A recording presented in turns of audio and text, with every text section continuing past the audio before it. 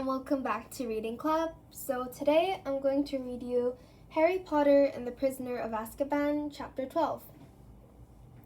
Chapter 12, The Patronus. Harry knew that Hermione had meant well, but that didn't stop him from being angry with her. He had been the owner of the best broom in the world for a few short hours, and now, because of her interference, he didn't know whether he would ever see it again. He was positive that there was nothing wrong with the Firebolt now, but what sort of state would it be in once it had been subjected to all sorts of anti-jinx tests? Ron was furious with Hermione too. As far as he was concerned, the stripping down of a brand new Firebolt was nothing less than criminal damage. Hermione, who remained convinced that she had acted for the best, started avoiding the common room. Harry and Ron supposed she had taken refuge in the library and didn't try to persuade her to come back. All in all, they were glad when the rest of the school returned shortly after New Year and Gryffindor Tower became crowded and noisy again.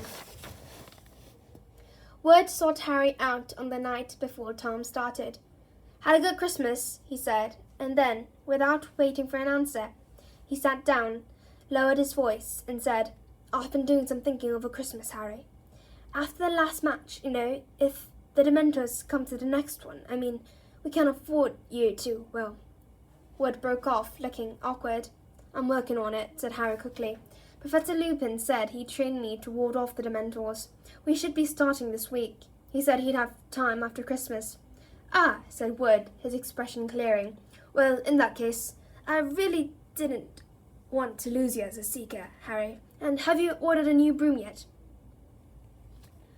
"No," said Harry. "What? You'd better get a move on, You can't ride that shooting star against Ravenclaw."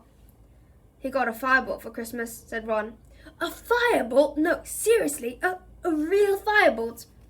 "Don't get excited, Oliver," said Harry gloomily. "I haven't got it anymore. It was confiscated." And he explained all about how the firebolt was now being checked for jinxes. "Jinxed? How could it be jinxed?" "Sirius Black," Harry said wearily. "He's supposed to be after me, so McGonagall reckons he might have sent it." Waving aside the information that a famous murderer was after his seeker, Wood said, "But Black couldn't have bought a firebolt. He's on the run. The whole country's on the lookout for him. How could he just walk into Quality Quidditch Supplies and buy a broomstick?" "I know," said Harry, "but McGonagall still wants to strip it down." Wood went pale. "I'll go and talk to her, Harry," he promised. "I'll make her see reason. A firebolt. A real firebolt. Our team. She wants Gryffindor to win as much as we do. I'll make her see sense. A firebolt."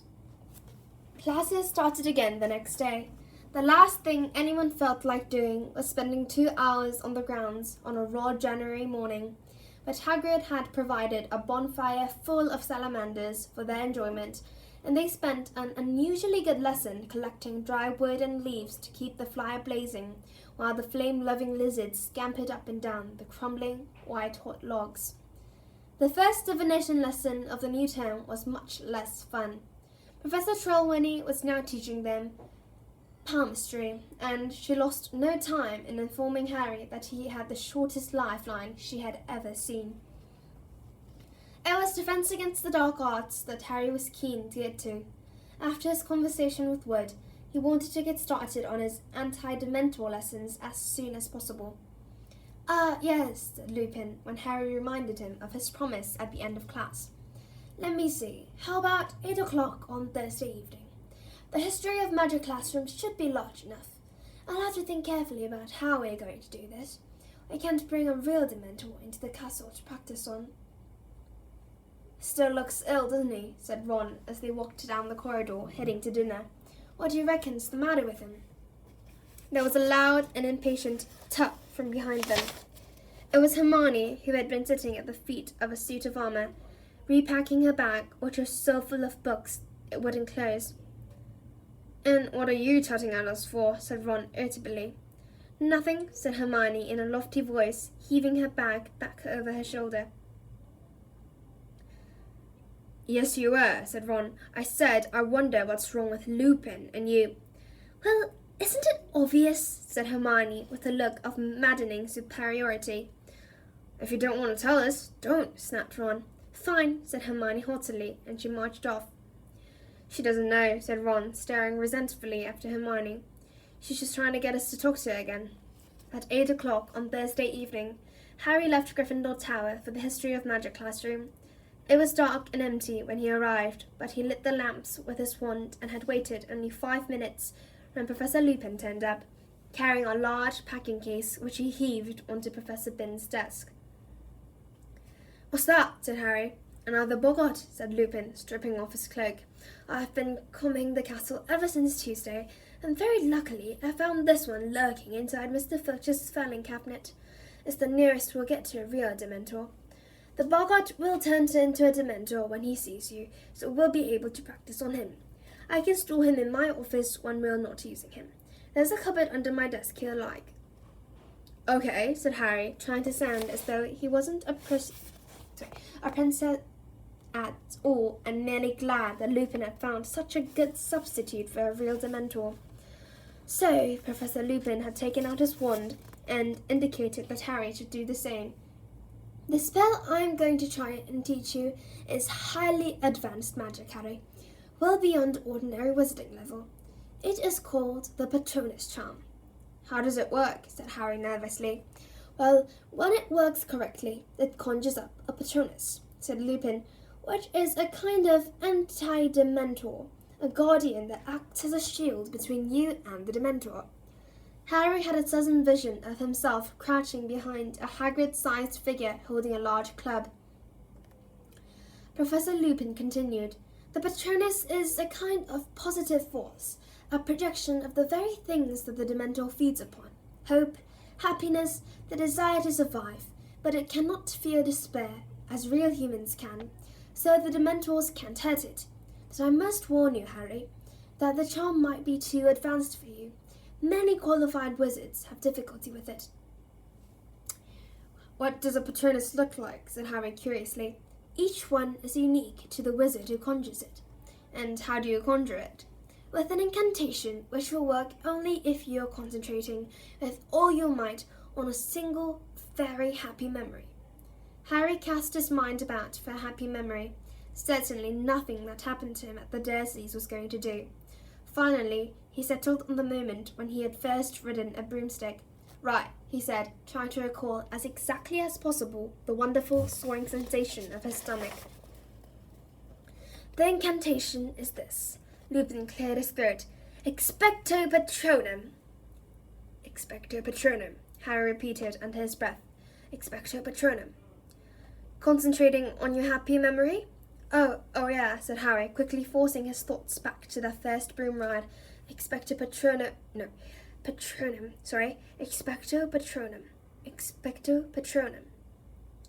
Something whooshed suddenly out of the end of his wand. It looked like a wisp of silvery gas. "Did you see that?" said Harry excitedly. "Something happened." "Very good," said Lupin, smiling. "Right, then. Ready to try it on a Dementor?" "Yes," Harry said, gripping his wand very tightly and moving into the middle of the deserted classroom. He tried to keep his mind on flying, but something else kept intruding. Any second now, he might hear his mother again.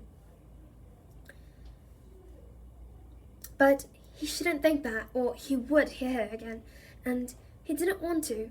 Or did he? Lupin grasped the lid of the packing case and pulled. A Dementor rose slowly from the box, its hooded face turned towards Harry, one glistening, scabbed hand gripping its cloak. The lamps around the classroom flickered and went out. The Dementor stepped from the box and started to sweep silently toward Harry, drawing a deep, rattling breath. A wave of piercing cold broke over him. "Expecto Patronum!" Harry yelled. "Expecto Patronum! Expecto—" But the classroom and the Dementor were dissolving. Harry was falling again through the thick white fog, and his mother's voice was louder than ever, echoing inside his head. No, Harry, please, I'll do anything. Stand aside, girl." "Harry!" Harry jerked back to life. He was lying flat on the back on the floor. The classroom lamps were alight again. He didn't have to ask what had happened. "Sorry," he muttered, sitting up and feeling cold sweat trickling down behind his glasses. "Are you all right?" said Lupin. "Yes." Harry pulled himself up on one of the desks and leaned against it. Here, Lupin handed him a chocolate frog. Eat this before we try again. I didn't expect you to do it in your first time. In fact, I would have been astounded if you had. It's getting worse, Harry muttered, biting off the frog's head. I could hear her louder that time. And him, Voldemort. Lupin looked paler than usual. Harry, if you don't want to continue, I will more than understand. I do, said Harry fiercely, stuffing the rest of the chocolate frog into his mouth. I've got to. What if the Dementors turn up at our match against Ravenclaw? I can't afford to fall off again. If we lose this game, we've lost the Quidditch Cup. All right then, said Lupin. You might want to select another memory, a happy memory. I mean, to concentrate on. That one didn't seem to have been strong enough. Harry thought hard and decided his feeling when Gryffindor had won the House Championship last year had definitely qualified as very happy. He gripped his wand tightly again and took up his position in the middle of the classroom. Ready? Said Lupin, gripping the box lid. Ready, said Harry, trying hard to fill his head with happy thoughts about Gryffindor winning, and not dark thoughts about what was going to happen when the box opened. Go, said Lupin, pulling off the lid. The room went icily cold and dark once more. The Dementor glided forward, drawing its breath. One rotting hand was extended toward Harry. Expecto Patronum! Harry yelled. Expecto Patronum! White fog obscured his senses. Big, blurred shapes were moving around him. Then came a new voice, a man's voice, shouting, panicking. Lily, take Harry and go! It's him! Go! Run! I'll hold him off! The sounds of someone stumbling from a room, a door bursting open, a cackle of high-pitched laughter. Harry! Harry! Wake up! Lupin was tapping Harry hard on the face. This time it was a minute before Harry understood why he was lying on a dusty classroom floor. I heard my dad, Harry mumbled. That's the first time I've ever heard him. He tried to take on Voldemort himself to give my mum time to run for it. Harry suddenly realized that there were tears on his face, mingling with the sweat. He bent his face as slow as possible, wiping them all off his robes, pretending to do up his shoelaces so that Lupin wouldn't see. You heard James, said Lupin in a strange voice. Yeah, face dry, Harry looked up. Why, you didn't know my dad, did you? I did, as a matter of fact, said Lupin. We were friends at Hogwarts. Listen, Harry, perhaps we should leave it here for tonight. This charm is ridiculously advanced. I shouldn't have suggested putting you through this. No, said Harry. He got up again. I'll have one more go. I'm not thinking of happy enough things. That's what it is. Hang on. He racked his brains. A really, really happy memory. One that he could turn into a good, strong Patronus. The moment when he'd first found out he was a wizard and would be leaving the Dursleys for Hogwarts. If that wasn't a happy memory, he didn't know what was. Concentrating very hard on how he felt when he'd realized he'd been leaving Privet Drive, Harry got to his feet and faced the packing case once more. Ready, said Lupin, who looked as though he was doing this against his better judgment. Concentrating hard. All right, go. He pulled off the lid of the case for the third time, and the Dementor rose out of it. The room felt cold and dark. Expecto Patronum, Harry bellowed. Expecto Patronum! Expecto Patronum! The screaming inside Harry's head had started again, except this time it sounded as though it was coming from a badly tuned radio, softer and louder and softer again, and he could still see the Dementor. It had halted, and then a huge, silvery shadow came bursting out of the end of Harry's wand to hover between him and the Dementor. And though Harry's leg felt like water, he was still on his feet, though for how much longer he wasn't sure.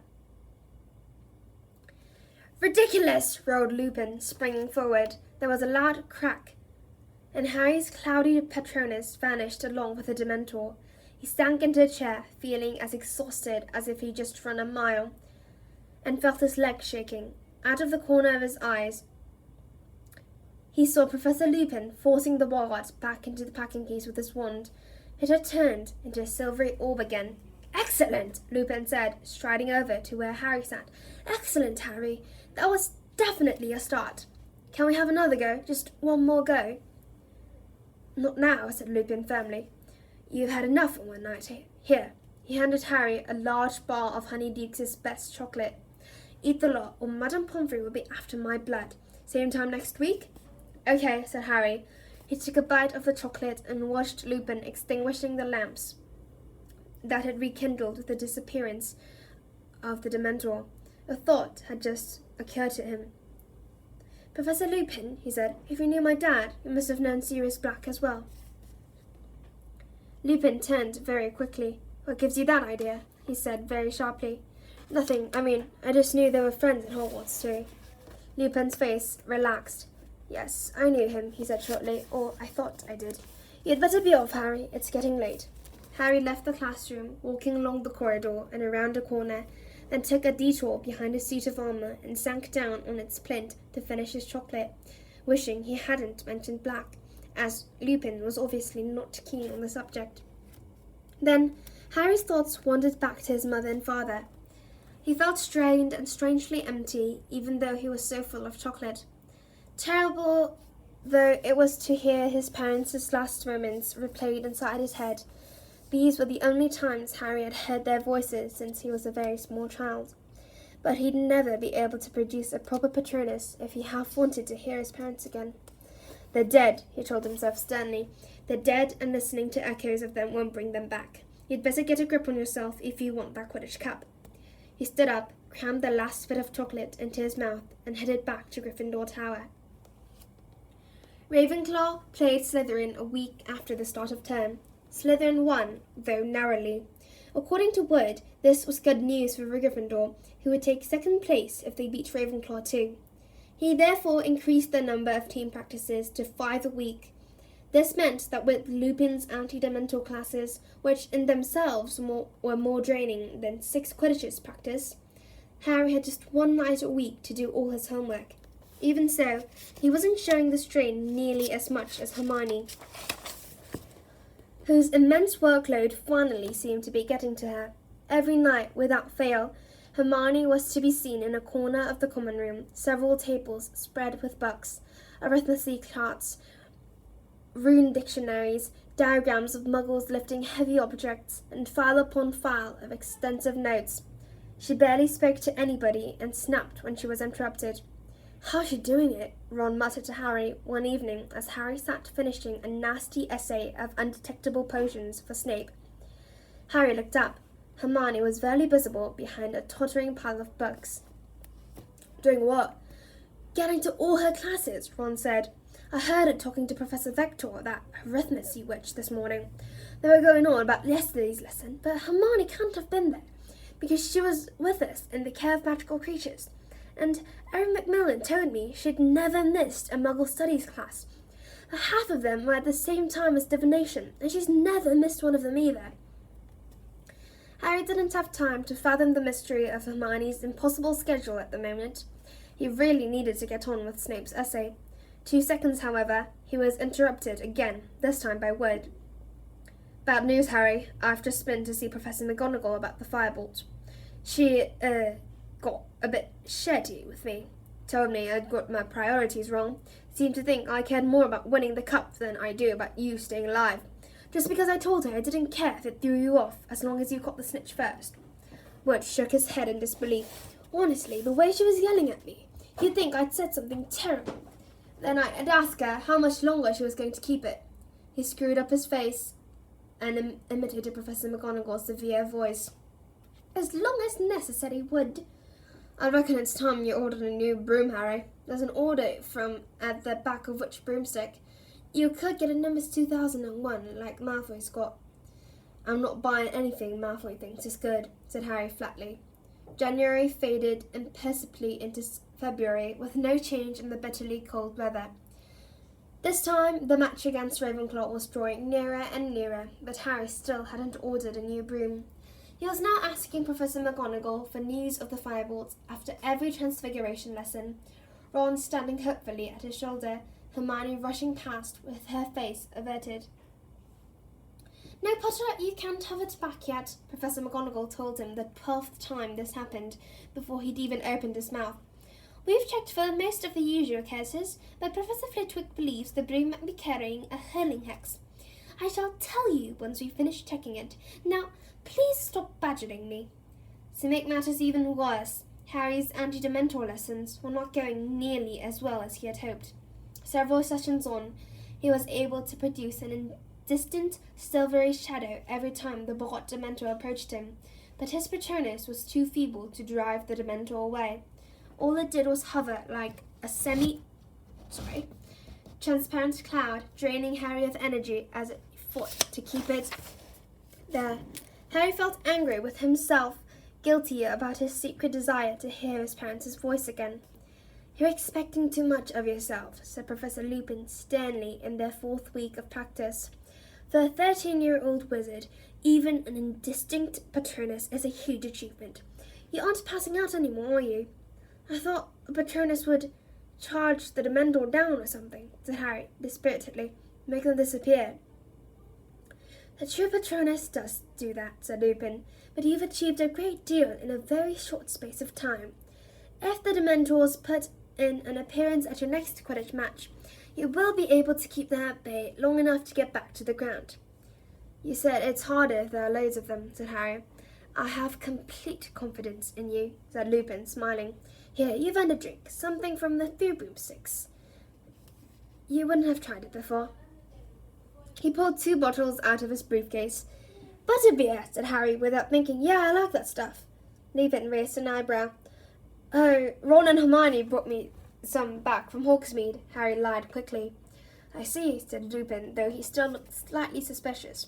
"Well, let's drink to a Gryffindor victory against Ravenclaw. Not that I'm supposed to take sides as a teacher," he added hastily.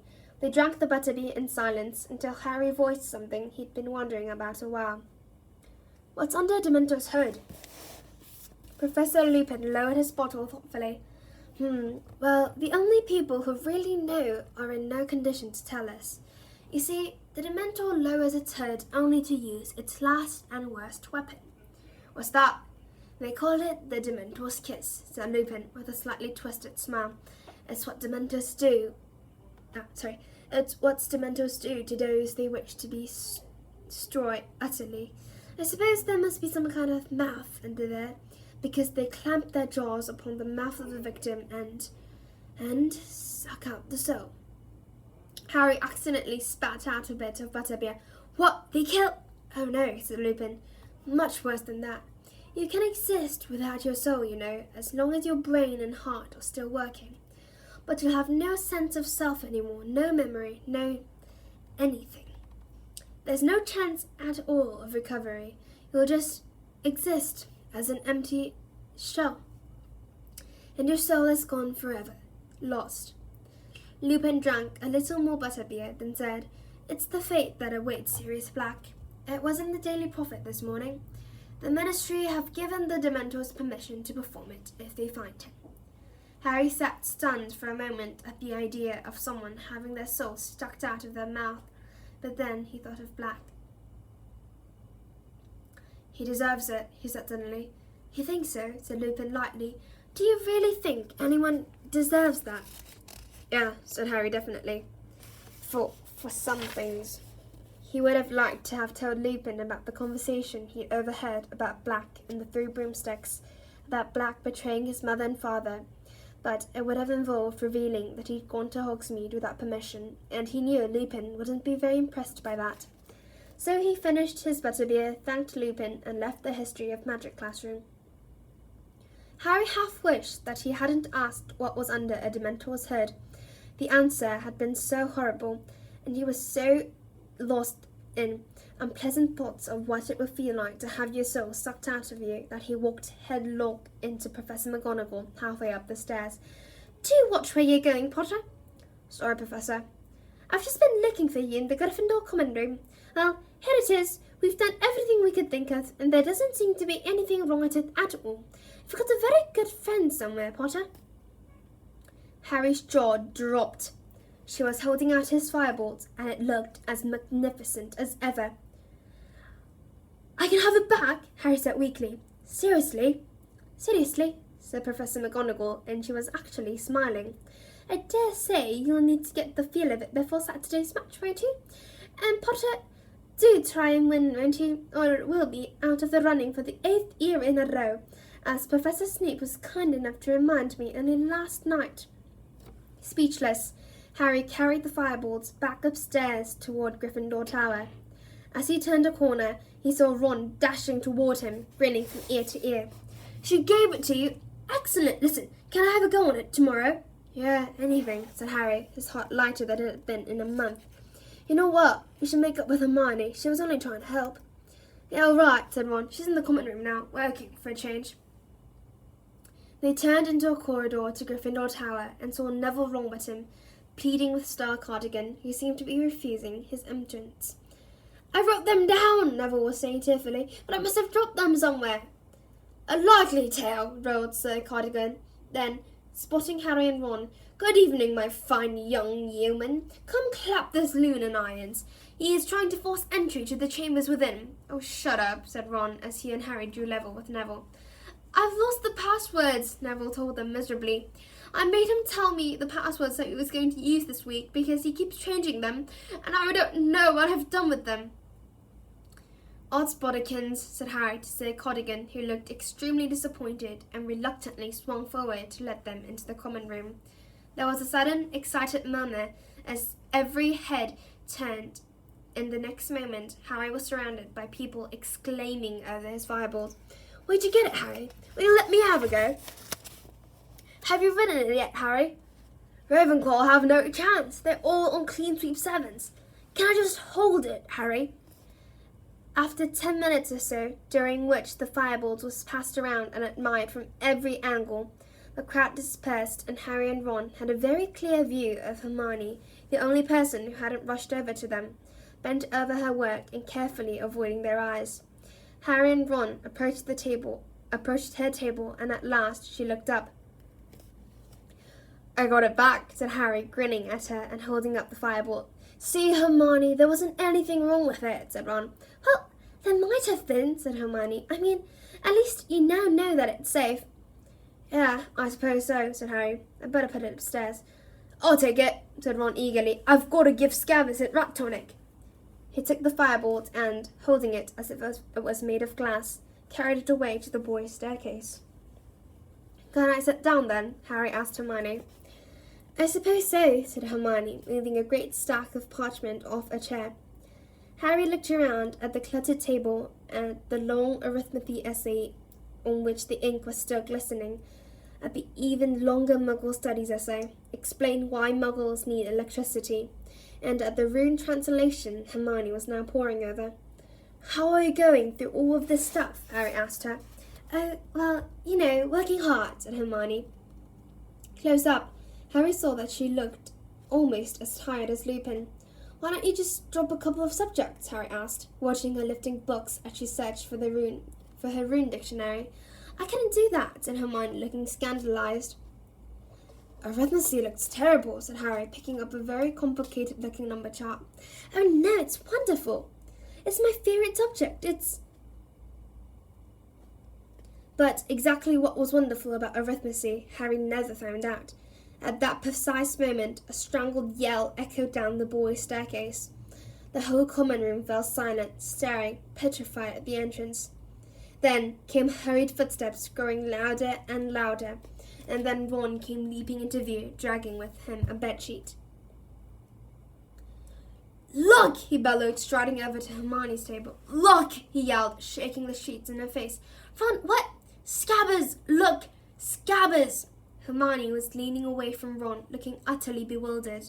Harry looked down at the sheet Ron was holding. There was something red on it, something that looked horribly like blood. Ron yelled into the stunned silence. He's gone! And you know what was on the floor? No, said Hermione in a trembling voice. Ron threw something down onto Hermione's rune translation. Hermione and Harry leaned forward. Lying on top of the weird, spiky shapes were several long, ginger cattails. So that's the end of this chapter. I hope you enjoyed it, and if you did, please click many likes and subscribe Reading Club. So I'll come back later with a new and improved channel. Thank you for listening, guys. See you later.